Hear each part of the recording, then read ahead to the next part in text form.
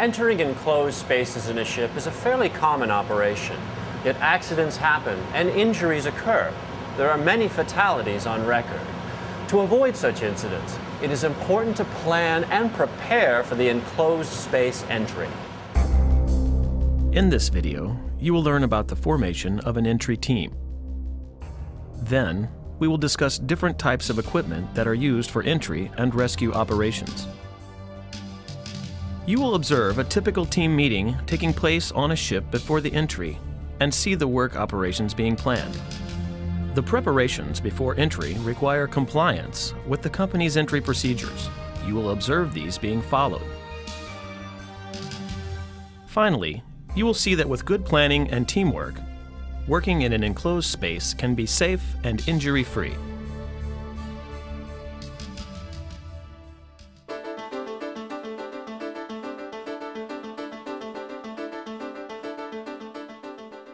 Entry into an enclosed space should be planned by a team that consists of the master or chief engineer, a safety officer or responsible officer, and the participating members. Firstly, I'll sit down well ahead of the time we'll actually tackle a job and review the procedure and think about where the equipment is going to come from, how we're going to get it together. Next step is get together with the first assistant, the responsible person for the job, perhaps the chief mate. A proper risk assessment must be carried out before any enclosed space entry. Your company's enclosed space entry procedures and permit should be discussed and then used as a guideline for making preparations. That permit must be issued before entry and closed after completion of work. Entry should be made only after the safety officer has signed the permit and it has been approved by the responsible person identified by your company's procedures. The entry supervisor is the officer responsible for determining if acceptable entry conditions are present at the entrance to the enclosed space. He authorizes the entry and signs the permit. Thereafter, he oversees the entry operations, and upon completion, he confirms that all persons have exited the enclosed space. Further entries are then terminated and the space is closed off. Within the confined space procedure, there is a responsible person. The responsible person in that case was the first assistant engineer, and work was to his satisfaction. He took charge of testing the atmosphere. He took charge of briefing the other workers. He took charge of establishing the sequence of work. He took charge of making sure that required safety equipment was readily accessible, that communications were proper. The entry attendant is a person stationed outside the permitted enclosed space. He monitors the authorized entrance and ensures that all rescue and standby equipment is ready. The attendant maintains constant communication with the team inside. Required is a tank attendant outside the tank with direct communication to the person inside the tank, or persons. The person outside of the tank, my personal policy is 2 people outside of the tank. That way, the attendant never has to leave. If something is required, then the second person is available to tend to that, provide materials and such. Within the tank, 2 people minimum, and 1 typically working, 1 spotting, helping to maintain communications. Always a buddy system for that. And as the space becomes progressively larger, sometimes you need more than that to maintain a good line of sight, good communications. The entry team should be sized in accordance with the job that needs to be done. Too many members could become a hazard for each other, while too few may not be able to accomplish the work. The rescue team has a very important job, that of reacting quickly in case of any emergency. This team has to be formed at the time of planning the entry. The team members must ensure that rescue equipment is readily available, and they must also be familiar with its use.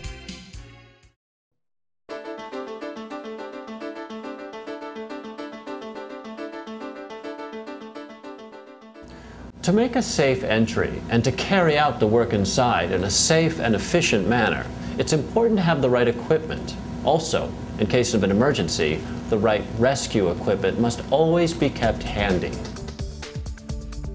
In this section, we will discuss various items that need to be kept ready for entering an enclosed space. This consists of oxygen analyzer, explosimeter, and a toxic gas detector. They must have a valid certificate of calibration. The safety officer or the entry supervisor must be familiar with its use. Monitoring must also continue at regular intervals to ensure that no gases are building up and that oxygen levels are not falling. Effective means of communication include intrinsically safe walkie-talkies that must be tested for battery strength as well as signal strength from inside the enclosed space to the area where the attendant and rescue equipment are stationed. You have a problem with communication between both attendants outside the tank and the people inside the tank, and with the people inside the tank itself. It can be difficult because of echoing and things like that. Fixed or portable ventilation equipment means either installed fans with ventilation ducts or portable blowers with ducts. While using portable blowers, it is particularly important to know that clean air is supplied in and that there is a separate outlet for the exhaust air. Personal safety equipment includes hard hats, safety shoes, and safety harnesses with lanyard and hooks. Sufficient lighting and standby flashlights with good batteries are required to provide good visibility in working areas. High visibility barrier tapes should be used to mark out any voids and openings where a person could fall through. Equipment required to maintain safe working conditions must be tagged so that it is not operated or switched off accidentally.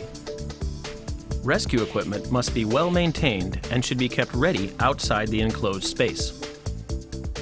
This equipment includes harnesses, ropes and tackles, lifelines and heaving lines, IMO-approved stretchers, oxygen resuscitators, and self-contained breathing apparatus with spare cylinders.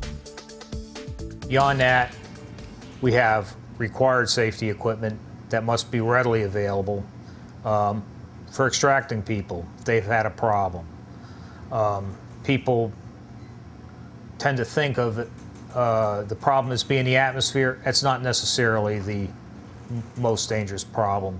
A slip, a fall, a normal medical problem that occurs within the tank that could happen to you in your office becomes critical in that type of environment. All safety and rescue equipment must be ready outside the workplace. The attendant should not have to leave his position to fetch anything.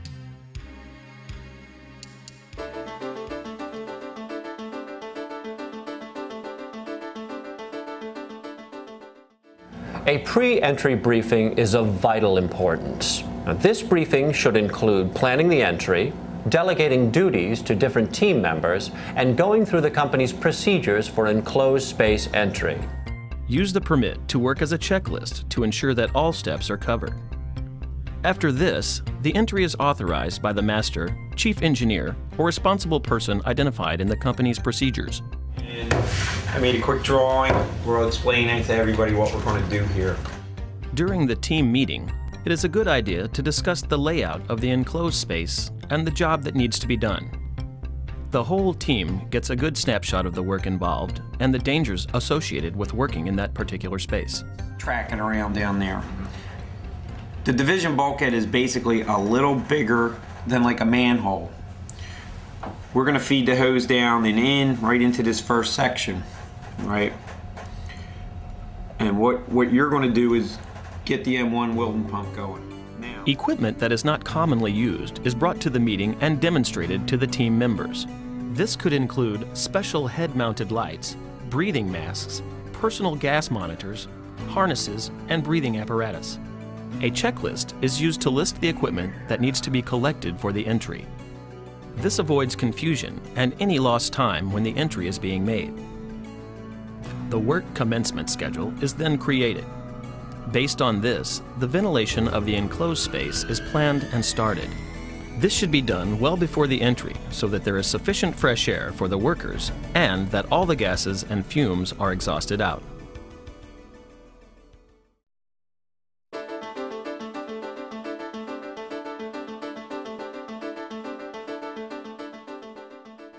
The preparation for entering an enclosed space becomes a lot easier after the pre-entry meeting. All the required equipment has been identified in the permit to work. The entry and rescue team members have been identified and duties assigned.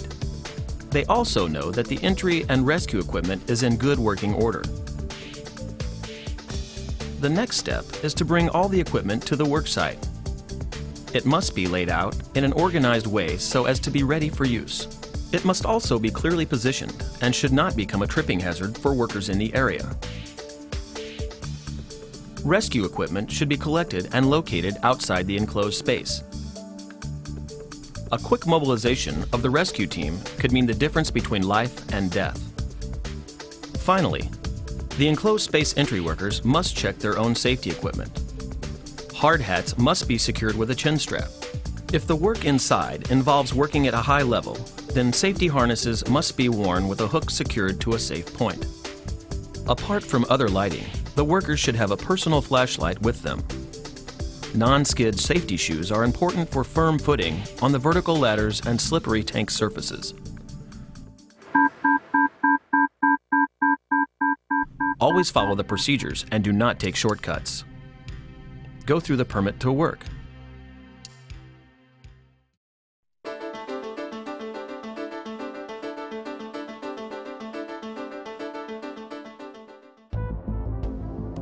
Having planned the work, having explained the duties to all the participants, getting all the equipment ready at the site, and following the proper procedure, locking out and tagging out all related machinery and monitoring the atmosphere inside, it is now time to make the entry.